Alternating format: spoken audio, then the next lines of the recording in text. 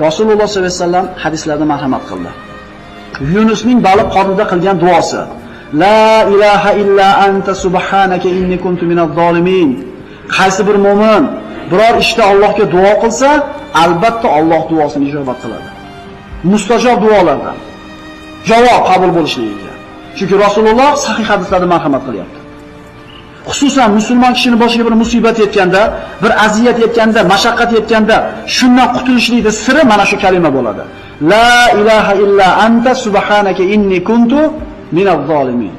Qiyinmasa, uchinchi Alloh deyapti: "Fabtaghu indallohi rizqo." Rizqni Allohning huzuridan istanglar, ibodat qilib, shukr qilib deyapti. Rasululloh sollallohu alayhi vasallam hadislarda marhamat qildi. Yunusning baliq qornida qilgan duosi: La ilaha illa anta subhanaka